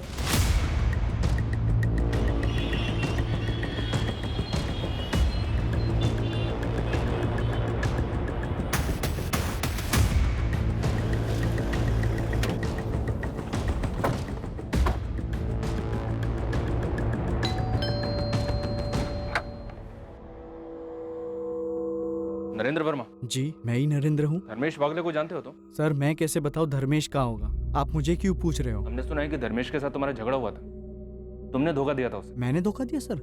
सर सच बात तो ये है कि वो खुद एक धोखेबाज था। यही देहरादून में फोटोग्राफी स्टूडियो शुरू किया था हमने। 3 महीने सर किसी तरह मैंने गाड़ी खींची और नहीं हो पाया सर। भाई 2-3 लेंस लेने पड़ेंगे, पैसे का जुगाड़ कर ले। लेकिन क्यों लेना है जब उसके बिना भी काम चल रहा है? तो भाई काम चल रहा है, अच्छा काम नहीं चल रहा है। देख भाई तू भी जानता है, और ये बात हुई थी हमारी कि शुरू के 6 महीने 10 लाख में निकल जाएंगे। हाँ तो क्या पता नहीं 2 महीने में खर्चा कितना हुआ है? 13 लाख रुपए। एक फूटी कौड़ी का कोई रिटर्न वापस नहीं आ रहा है। ऐसा नहीं चलता है धंधा भाई। तू कहना क्या चाहता है? ये पैसे ना बिजनेस में लगे, मेरे ऊपर खर्चा नहीं हुआ है, और मेरा टाइम मेरी मेहनत उसका क्या भाई? मुझे भी रिटर्न नहीं मिला है। यार एक काम करते हैं, ये पार्टनरशिप खत्म कर देते हैं। मतलब धर्मेश के ऊपर बहुत गुस्सा था तुम्हें? आप गलत तार छेड़ रहे सर, मैंने आपको पहले ही बता दिया। पिछले 6-7 साल से एक दूसरे की शक्ल भी नहीं देखी हमने। सर 13 लाख के लिए मैं उसको किडनैप कर दूं, मर्डर कर दूं? मर्डर की तो मैंने बात ही नहीं की, मैंने तो बस इतना कहा कि धर्मेश मिसिंग है। सर आप गलत समझ रहे सर। सर मैं ये कहना चाहता था कि मैं सीधे सीधे बात करने वाला आदमी हूँ। अब मैं भी तुमसे सीधी सीधी बात करता हूँ। आरती छाबड़ा को जानते हो तुम? जी सर बिल्कुल जानता हूँ। धर्मेश की कॉलेज वाली गर्लफ्रेंड थी सर। सर हम साथ में ही पढ़ाई करते थे और साथ में ही हैंग आउट था हमारा। और ये रिलेशन कितना सीरियस था? बाद में भी साथ थे दोनों? सर बात का तो नहीं पता, लेकिन इतना पता है कि धर्मेश कॉलेज में साई की तरह उसके साथ रहता था। आरती को कोई आंख उठाकर भी नहीं दिखता था कॉलेज में।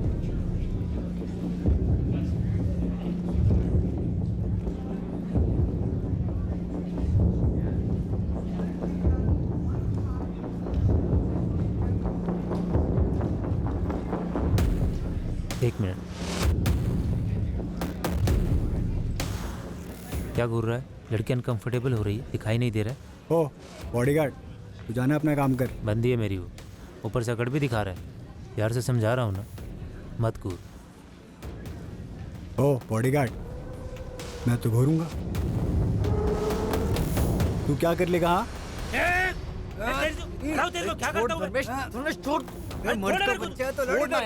अरे छोड़ना यार। क्या तुम बता सकते हो आरती हमें कहाँ मिल सकती है? सर अब वो कहाँ होगी ये तो नहीं पता, लेकिन मैं आपको उसके घर का पता दे सकता हूँ, यही देहरादून में। एड्रेस दो उसका। जहां एक तरफ देहरादून गई पुलिस अब तक हाथ ना आने वाली आरती चावड़ा तक पहुंचने के करीब थी, वहीं दूसरी तरफ सूरत में कुछ चौंकाने वाले घटनाक्रम सामने आने वाले थे जो पुलिस के सामने सवालिया निशान की तरह खड़े होने वाले थे। क्या थी ये खबर? क्या यह खबर इस केस की दशा और दिशा दोनों बदलने वाली थी? सर, नासिक पुलिस का फोन आया था। 2 दिन पहले नासिक में मंगोल नाका के पास उन्हें एक आदमी की डेड बॉडी मिली। विक्टिम की आइडेंटिफिकेशन धर्मेश वाघेला के नाम से, लेकिन मर्डर के बाद पत्थर से उसका चेहरा बिगाड़ दिया गया। अगर धर्मेश की बॉडी नासिक में मिली है तो कंकाल किसका, जो हमें मिला? हितेश या फिर किसी और का जिसके बारे में हमने सोचा ही नहीं? आरती, क्या इन दोनों मर्डर्स के पीछे आरती? हो सकता है सर, ये डेड बॉडी मिलने के बाद तो हमारा पूरा केस ही उलट गया।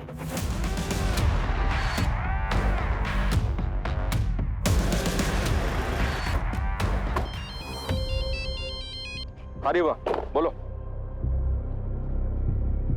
व्हाट? धर्मेश की डेड बॉडी मिली है? आरती के घर पहुंच गया हूं मैं, देखता हूं यहां से क्या मिलता है। जी, हमें आरती से बात करनी है। आप? Sub inspector Sunil Goradia, Gujarat police. लेकिन वो तो सूरत में ही रह रही है सर, पिछले 3 सालों से। सूरत में किस जगह? धर्मा रोड के पास। आरती काम क्या करती है वहाँ? जी सर, वो HR मैनेजर है। किसी धर्मेश को जानते हैं आप लोग? धर्मेश? नहीं सर। ताजुब, आपको नहीं पता? कौन है ये धर्मेश सर? धर्मेश आरती का बॉयफ्रेंड है। तुम्हें कुछ पता था इसके बारे में? नहीं जी, मुझे भी अभी पता चल रहा है। पर हुआ क्या सर? धर्मेश की डेड बॉडी मिली हमें, और उसका भांजा हितेश मिसिंग है। जिस घर में धर्मेश और हितेश किराए पर रहते थे, हमें पहले वहां कंकाल मिला, और अब धर्मेश की बॉडी। इन सबसे आरती का क्या लेना देना सर? भरत जी, आरती सूरत में एक ऐसी अकेली इंसान है जिसे धर्मेश और हितेश जानते थे। मैं आरती को फोन करता हूँ सर। नहीं, आप उसे कॉल नहीं करेंगे। उसका कॉन्टैक्ट नंबर और एड्रेस हमें दीजिए, और जॉब डिटेल्स भी। तो ना, इसमें आरती की ही भलाई है। अगर हमारे यहाँ से जाने के बाद आप उसे इन्फॉर्म नहीं करेंगे तो। क्या? ये क्या बोल रहे हैं आप? क्या हुआ? किसका फोन था? पुलिस बोल रही है कि धर्मेश की लाश मिली है। जी सर, आरती के पेरेंट्स तो बता रहे कि वो सूरत में ही है। उसका एड्रेस और फोन नंबर मिला है। रीवा गई है उसे उठाने, उस एड्रेस पर। जल्दी।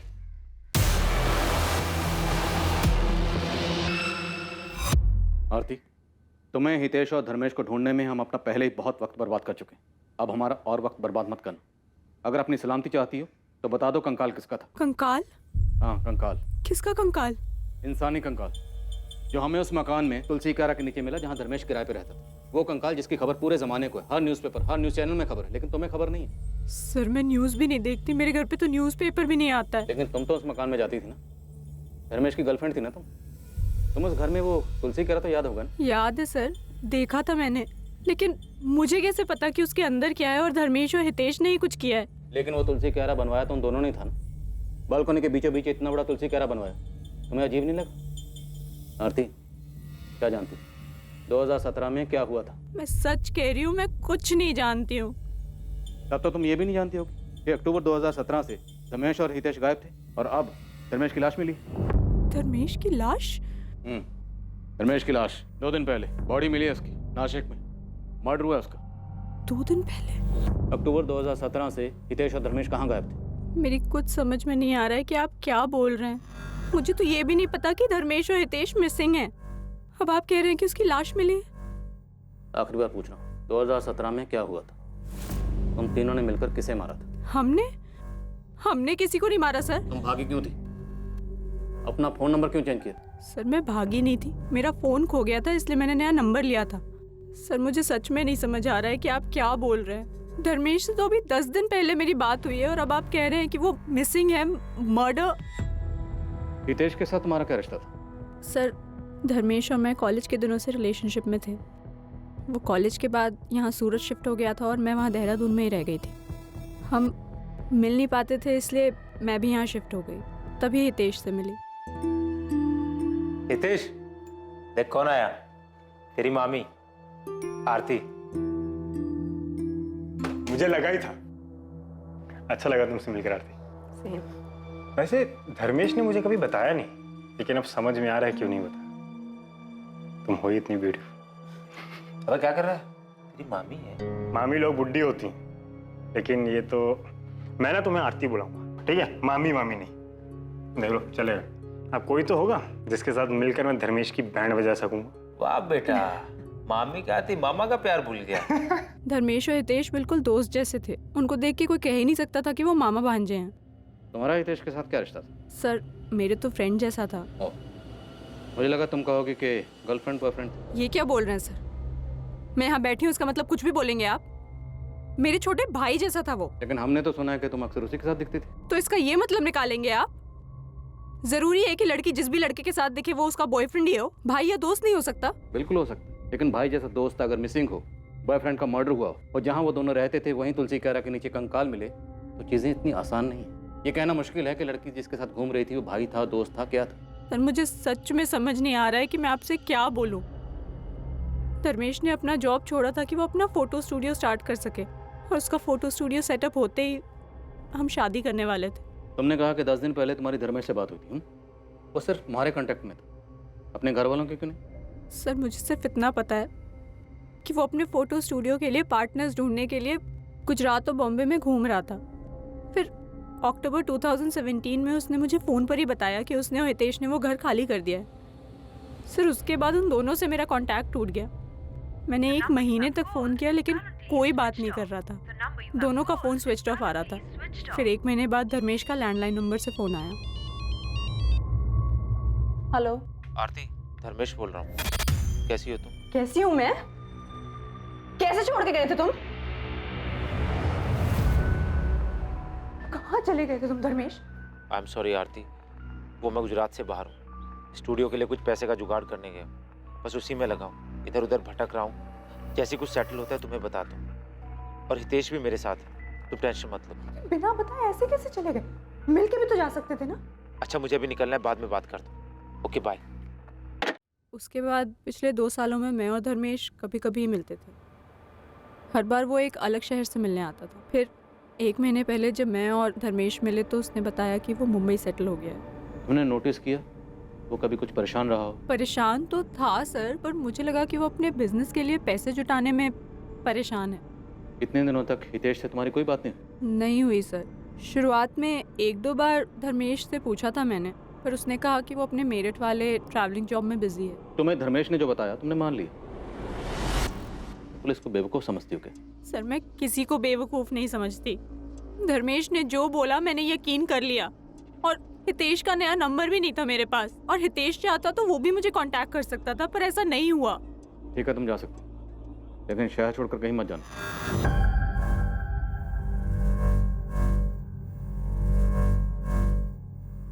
झूठ बोली है लड़की। हाँ सर, जवाब देते वक्त कुछ और ही सोच रही थी। जब धर्मेश और हितेश के गायब होने के बारे में पूछा तो बात घुमा दी, और लड़की के चेहरे और आंखों में वो तकलीफ बिल्कुल नहीं है जो एक लड़की के अपने बॉयफ्रेंड और होने वाले पति की मौत की खबर सुनकर होनी चाहिए। शायद कुछ छुपा रही है सर। मुझे लगता है वो कंकाल हितेश का ही था, धर्मेश के साथ मिलकर मार डाला होगा। फिर हमें कंकाल मिला। आरती और धर्मेश को पता चल गया होगा कि पुलिस उनको ढूंढ रही है। बात हितेश के मर्डर की थी तो हो सकता है धर्मेश को गिल्ट फील हुआ हो। अब बर्दाश्त नहीं होता है। तुम्हें नहीं आना मत आओ, तुम्हें कुछ नहीं होगा। मैं सरेंडर करने जा रहा हूँ। नहीं धर्मेश, ऐसा कुछ नहीं करोगे तुम। ऐसा सोचना भी मत। पूरी जिंदगी जेल में काटनी पड़ेगी। और तुम्हें क्या लगता है ये इसे सरेंडर कर देने से तुम्हारा गिल्ट कम हो जाएगा? नहीं, अब ऐसे एटलीस्ट हम साथ तो रह सकते हैं ना। कुछ दिनों में ना ये मामला भी सारा ठंडा पड़ जाएगा। तुम पहले शांत हो जाओ। तुम्हें लगता है मामला ठंडा पड़ जाएगा आरती? ये कोई चोरी और 420 का केस नहीं, ये मर्डर है। मैं चाह रहा हूँ सरेंडर करने। मैं जा रहा हूँ आरती। नहीं धर्मेश, लेकिन अगर धर्मेश पुलिस से कन्फेस करता तो आरती को पता था कि आरती भी जुर्म में शामिल है। सजा उससे भी होगी, जो शायद आरती को मंजूर ना होगा। तो हो सकता है इसीलिए आरती ने धर्मेश को मार डाला या मरवा डाला। और उसके बाद चेहरा बिगाड़ा गया किसी पत्थर से। ये एक्सीडेंट में खराब हुआ चेहरा नहीं है, तो शायद ये एक मर्डर केस हो सकता है जिसे एक्सीडेंटल डेथ के तौर पे प्रेजेंट करने की कोशिश की गई है। चेहरा बिगाड़ा गया मतलब साफ है, डेफिनेटली मर्डर है। वही तो सर, अगर आरती का प्लान धर्मेश को मारने का था तो फिर चेहरा क्यों बिगाड़ा? ताकि बॉडी की शिनाख्त ना हो पाए, हम किसी नतीजे पर ही नहीं पहुंच पाए। हम धर्मेश को ढूंढते रहते और धर्मेश हमें कभी मिलता ही ना। और ये आरती हमारे सामने बेचारी गर्लफ्रेंड की एक्टिंग करती रहती। हमें यही कहती कि मेरा प्रेमी मुझे धोखा देकर भाग गया और मर्डर कर दिया उसने। और हमें भी यही लगता कि बेचारी गर्लफ्रेंड कितना सच बोली, जबकि उसका असली सच हमारे सामने कभी ना आता। सर हमने कहीं आरती को छोड़कर गलती तो नहीं कर दी? अगर ऐसा है तो वो भाग भी सकती है। The number you have called is currently switched off.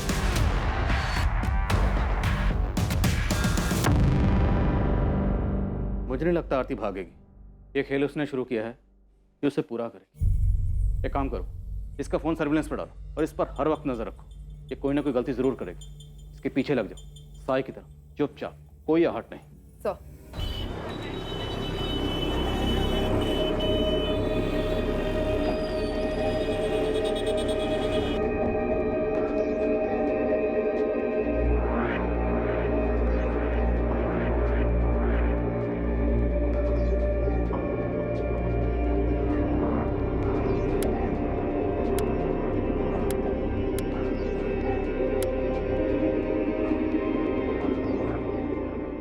जो बॉडी नासिक पुलिस को एक्सीडेंट साइट से मिली थी, उसकी शिनाख्त के लिए धर्मेश की फैमिली को बुलाया गया।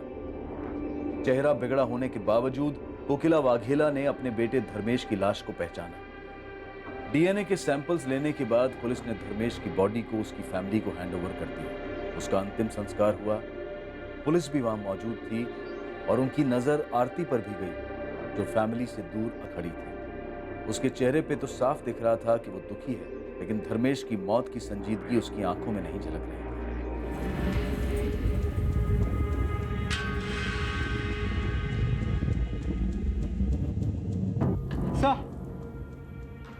सर डीएनए रिपोर्ट आ गई।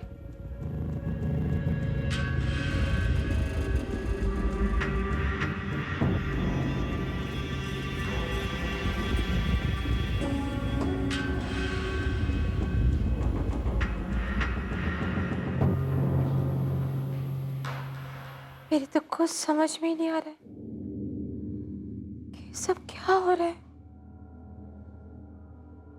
कौन मारेगा धर्मेश को? और ये हितेश कहाँ चला गया? अपने मामा के अंतिम संस्कार में भी नहीं आया। क्यों भाग रहा है ये हितेश? कहीं इसने तो धर्मेश को नहीं मारा? माँ, आपको ऐसा लगता है कि वो दोनों मर्डर कर सकते हैं? मैं नहीं मानती कि धर्मेश मामा और हितेश भैया एक दूसरे के साथ ऐसा करेंगे। जरूर उनके साथ कुछ गलत हुआ है। बस एक बार हितेश भैया मिल जाए।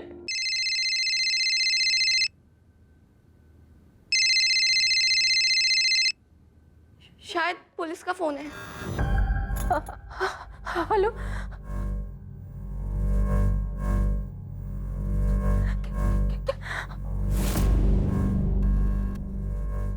माँ, क्या हुआ माँ? बोलो माँ। सरला, क्या कह रही थी पुलिस? कंकाल हितेश का ही है। कंकाल की आइडेंटिटी के खुलासे ने केस को पलट कर रख दिया था। जहां शुरुआत में हितेश सोलंकी और धर्मेश वगेला मर्डर के जुर्म में मुख्य संदिग्ध थे, वहीं अब दोनों पीड़ित करार हो चुके थे। कंकाल हितेश का था, यह तो साबित हो चुका था, लेकिन क्या सच में धर्मेश की मौत भी एक्सीडेंट की आड़ में एक मर्डर था? आखिर 2 साल पहले ऐसा क्या हुआ था? इन 2 सालों में धर्मेश कहां था? और सबसे ज्यादा जरूरी सवाल ये कि इन दोनों की हत्या की साजिश के पीछे कौन था? पुलिस इन सवालों के जवाब तलाशने में लगी हुई थी और इस वक्त उन्हें आरती चावड़ा पर ही सबसे ज्यादा शक था। क्या पुलिस वाकई सही दिशा में थी या फिर इन सब के पीछे कोई और ही था जो पर्दे के पीछे से अपनी उंगलियों पर सभी को कठपुतली की तरह नचा रहा था? सर, आरती अपने घर से निकल चुकी है। हमारी कांस्टेबल लगी है उसके पीछे। आरती को उठा लेते हैं सर। नहीं सुनिए, ये आरती कोई बड़ा गेम खेल रही, खेलने दो उसे, लेकिन आंख नाक कान मुंह सब खुले रखो। ये आरती कोई ना कोई गलती जरूर करे।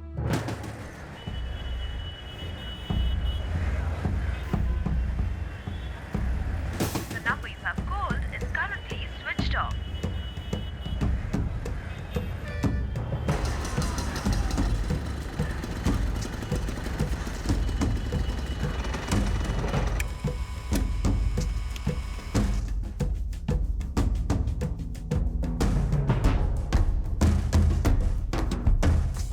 આપે જે નંબર ડાયલ કર્યો છે તે પહોંચની બહાર છે।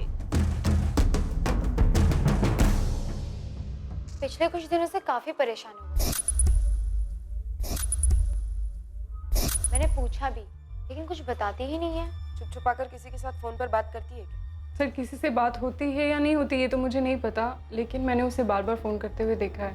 कभी उदास हो जाती है और ज्यादातर चिड़चिड़ी रहती है। कोई अंदाजा है आपको कौन है वो जैसे फोन करती है? नहीं सर, इससे ज्यादा कुछ नहीं पता।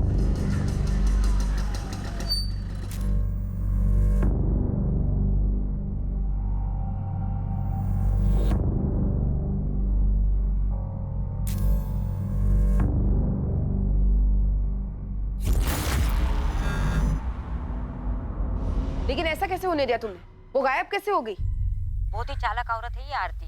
पता नहीं उसे कैसे शक हो गया कि मैं उसका पीछा कर रही थी। मैडम टेंशन मत लो, फिर भी मैंने उसका पीछा किया है। ज्यादा दूर नहीं गई है वो, यही एक रेस्टोरेंट के अंदर बैठी है मैडम। सर, आरती के कॉल रिकॉर्ड से नंबर मिला है। पिछले 6 महीने में आरती के इस नंबर पे बहुत बातें हुई थी। नंबर के बारे में पता किया तो पता चला ये तो आरती के नाम पे रजिस्टर्ड है। आरती के नाम? सुनील, ऐसा कौन हो सकता है जिसे आरती खुद के नाम पर लिया हो सिम देगी? उसका बॉयफ्रेंड धर्मेश? पक्का हो सकता है सर।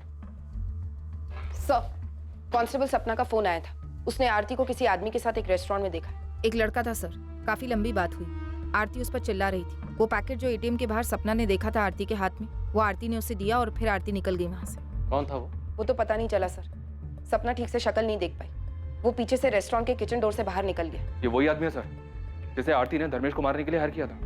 मुझे भी ऐसा ही लगता है सर। शायद आरती उसे मर्डर का पेमेंट दे रही थी, या फिर वो आदमी आरती को ब्लैकमेल कर रहा होगा, इसलिए आरती गुस्से में थी और परेशान भी। पैसे जो देने पड़ रहे थे उसे। और देर नहीं करते सर, आरती को उठा लेते। ज्यादा मेहनत भी नहीं करनी पड़ेगी। 2 थप्पड़ देंगे, तोते की तरह सब उगल देगी। ठीक, उठाओ।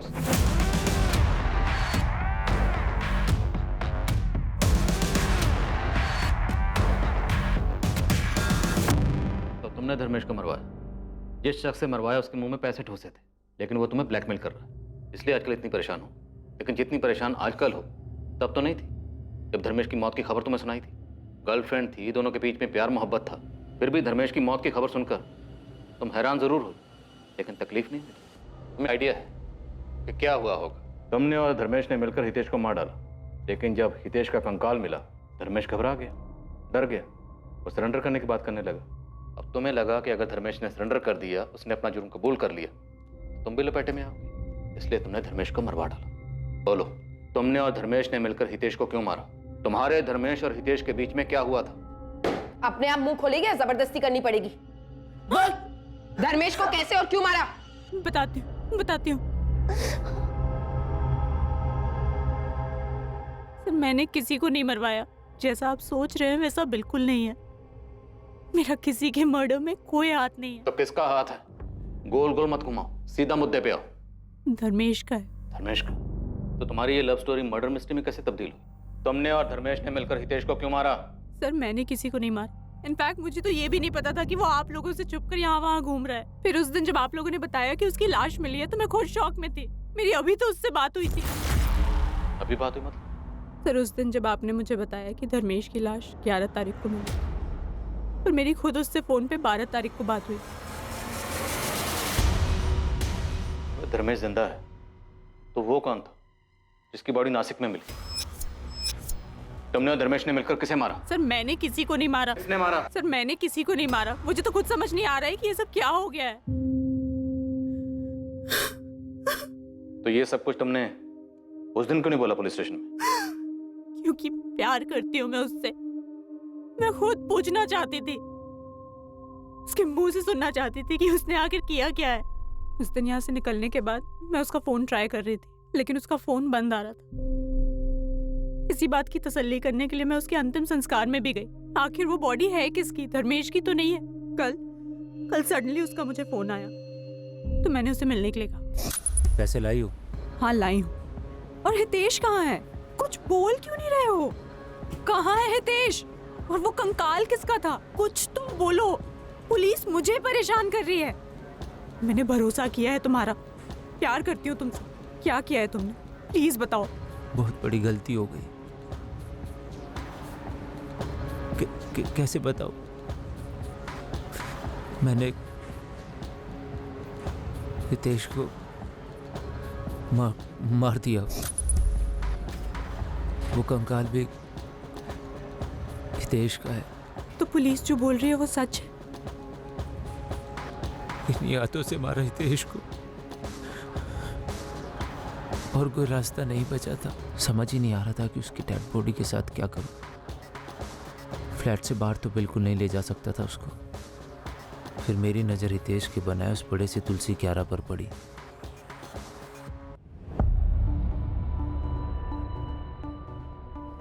मैंने इंटरनेट पर ढूंढना शुरू किया कि डेड बॉडी को जल्दी से जल्दी डिकम्पोज कैसे किया जा सकता है। वहाँ से मुझे नमक के बारे में पता चला। मुझे पता था मेरे पास वक्त नहीं है, कितना भी भाग लूं कभी ना कभी तो पकड़ा ही जाऊंगा। नासिक में किसको मारा था? किसकी बॉडी थी धर्मेश? उसको मैंने नहीं मारा था, एक्सीडेंट हुआ था उस आदमी का। मुझे कोई अंदाजा नहीं है कि वो आदमी कौन था, अपना वॉलेट उसकी जेब में रख दिया। मेरी लाश मिलने पे सारा बवाल ही खत्म हो जाता। पुलिस किसी नतीजे पे पहुंचती ही नहीं, केस ही बंद हो जाता।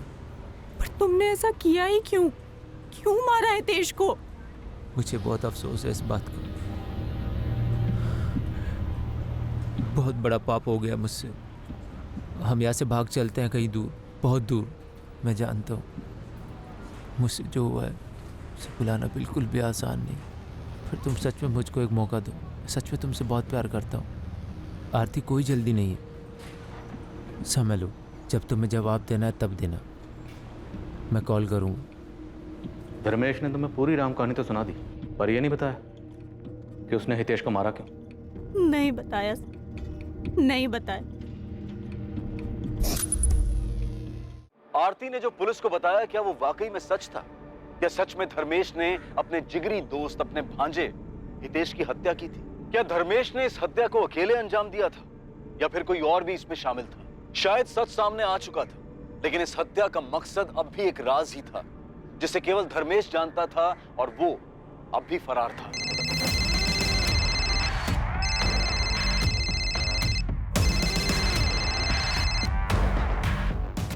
हेलो,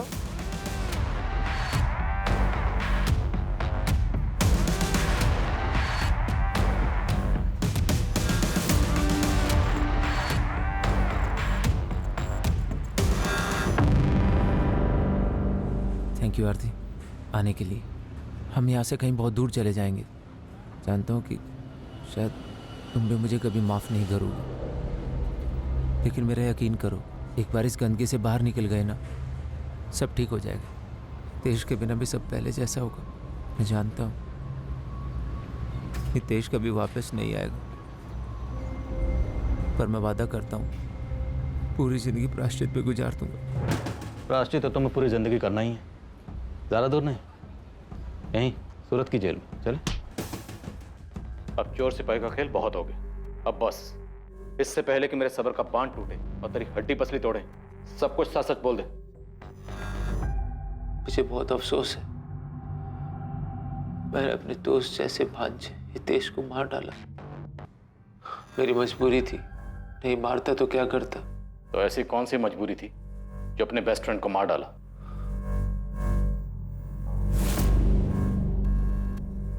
शुरू से ही हितेश आरती के साथ मजाक करने लगा था, तब मुझे कोई तकलीफ नहीं हुई। फिर धीरे धीरे मैंने देखा कि आरती ने भी हितेश में इंटरेस्ट लेना शुरू कर दिया। मैंने फिर भी कोई सवाल नहीं किया, लेकिन उनके बीच की करीबी खुल के सामने आने लगी थी।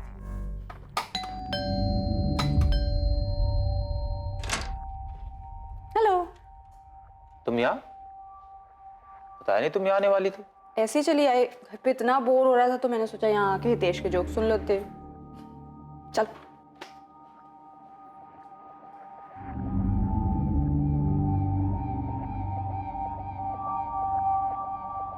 वो पहली बार था जब शक ने मेरे मन में घर किया। उसके बाद आरती घर आने लगी थी मेरी गैर मौजूदगी में। मुझे उनके बीच की नजदीकियां साफ साफ दिखाई देने लगी थी। तेज भी बदल गया था। तेरा फोन देना, मेरे फोन की बैटरी खत्म हो गई। अरे फोन में लॉक लगा दिया, ऐसा क्या है भाई जो छिपा रहा है? अरे नहीं मामू, वो तो बस ऐसे ही, मैंने सोचा फोन में फंक्शन है तो क्यों छोड़ूं, यूज कर लेता हूँ। उससे पहले हितेश ने कभी भी अपना फोन लॉक नहीं किया था, और हमें एक दूसरे के सारे पासवर्ड भी पता थे, लेकिन उसने हर चीज पर पासवर्ड लगा दिया था, जिससे मेरा शक और गहरा हो गया। अचानक मेरे दिमाग में वो सब आने लगा। उन दोनों ने मेरे पीठ पीछे क्या गुल खिलाया होगा। मुझे रात को नींद नहीं आती थी, फिर अंदर गुस्सा भर गया था। नफरत हो गई थी मुझे हितेश से। उसने आरती पे बुरी नजर डाल के दोस्ती का बहुत बड़ा इम्तिहान लिया। हम दोनों के बीच में भाईचारा भी खत्म हो गया था। तो तुमने कौन सा रिश्ता निभाया? मामा होकर सगे भांजे को मार डाला? हाँ, ये सब मैंने जुलाई 2017 में प्लान किया। मैंने हितेश को बोला कि रमन को जाके बोले कि घर खाली करना है, और उसी दौरान मैंने अपने ऑफिस में भी रेजिग्नेशन दे दिया। उसके बाद मैंने हितेश को मार दिया, और उसकी बॉडी को 2 महीने दफनाने के बाद तक मैं वहीं रुका, ये देखने के लिए कि कोई स्मेल तो नहीं आ रही। और इसी दौरान मैंने ये भ्रम फैलाया कि हितेश जिंदा है, किसी को कोई शक ना हो। उसके फ़ोन से उसके पेरेंट्स के साथ मैसेज पे बात करता रहा। उसके बॉस को भी मैसेज मैंने ही किया। तो हितेश को मारकर आरती तुम्हें वापस मिल गई? मेरी सबसे बड़ी भूल थी, दोनों के बीच में कुछ नहीं था। हमें तो ये पता है, लेकिन तुम्हें कब यकीन हुआ कि उन दोनों के बीच में वाकई कुछ नहीं था? हितेश की मौत के काफी दिनों के बाद मैं आरती से मिला। उसने हितेश को लेके कुछ ज्यादा सवाल नहीं किए, मुझे लेके परेशान थी और उसे मुझ पर भरोसा भी हो गया था। तब मुझे यकीन हुआ उससे बहुत बड़ी भूल हो गई। भूल नहीं, तुमने मर्डर किया। महज शक की बुनियाद पर तुमने किसी की जान ले ली। तुम कह रहे हो तुमसे भूल हो गई, और मुझे पूरा यकीन है कि तुम्हें सख्त से सख्त सजा देने में कानून कोई भूल नहीं करेगा।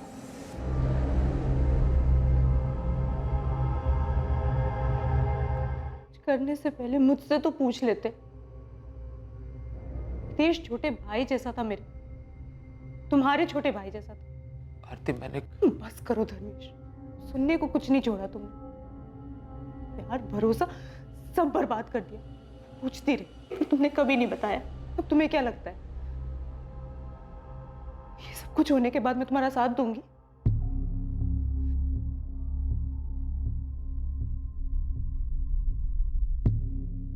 धर्मेश पर 2 केसेस के चार्जेस लगे।